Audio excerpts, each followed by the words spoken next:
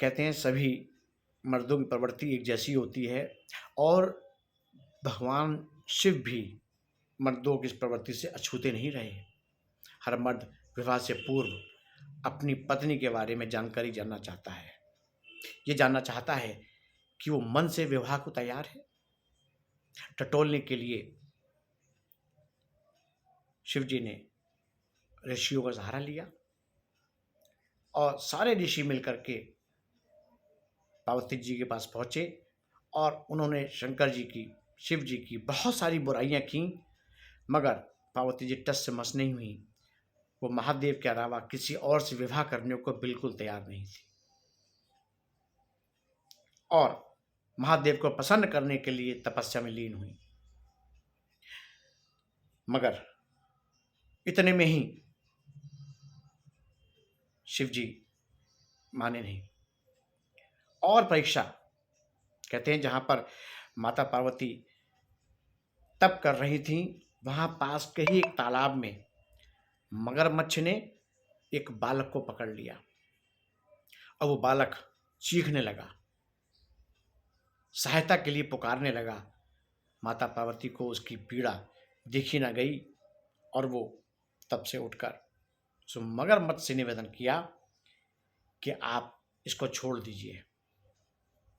मगरमच्छ कहता है कि प्रभु, छठे पहर में मेरे पास जो भोजन भेजते हैं उसको मैं त्यागता नहीं हूँ। अब ये छठे पहर का मेरे लिए भोजन की व्यवस्था की है, मैं इसको छोड़ नहीं सकता। और आप कहेंगे तो मैं छोड़ सकता हूँ, उसकी एक शर्त है। क्या शर्त है? कि आपने जो भी तप किया है उस तप का जो भी श्रेय है वो आप मुझे दे दें। तप श्रेय दान कर दें मुझे, तब मैं इसको छोड़ सकती हूँ। पार्वती जी ने बिल्कुल समझ नहीं लिया और कहा ठीक है, मैं अपने तप का श्रेय आपको देने को तैयार हूं, मगर इस बालक को आप छोड़ दीजिए। माता पार्वती देख लीजिए, ये जो घोर तपस्या आपने करी है ना, ये संभव नहीं है किसी के लिए। फिर से विचार करिए कि इस बालक के लिए आप अपनी इतनी घोर तपस्या को समाप्त कर देंगी, उसका फल आप किसी को दान कर देंगी, तपस्या का फल दान कर देंगी। फिर से सोचिए। नहीं, पार्वती ने कहा नहीं, मैं तपस्या का फल, अगर यही शर्त है, इस शर्त पर ही अगर इस बालक की जान बच सकती है तो मैं अपनी तपस्या का फल आपको देने को तैयार हूं, मगर आप इस बालक को छोड़ दीजिए।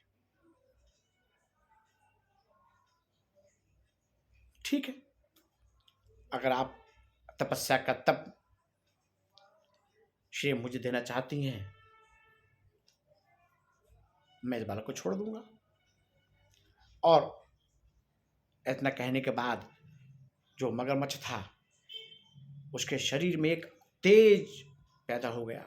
ने कहा माता देखिए, आपके तप के ज्ञान से मेरा तेज कितना बढ़ने लगा है, अभी भी एक मौका है, आप चाहें तो मैं इसको अभी भी अस्वीकार कर सकता हूं, क्योंकि ये एक आपके लिए बहुत बड़ी चीज थी जो आपने इस बच्चे की दान कर रही हैं। पार्वती नहीं, इस बालक की जान मेरे इस तप से ज्यादा है, मैं तप फिर से करूंगी और फिर से महादेव को प्रसन्न करूंगी, मगर विवाह तो महादेव से ही करूंगी।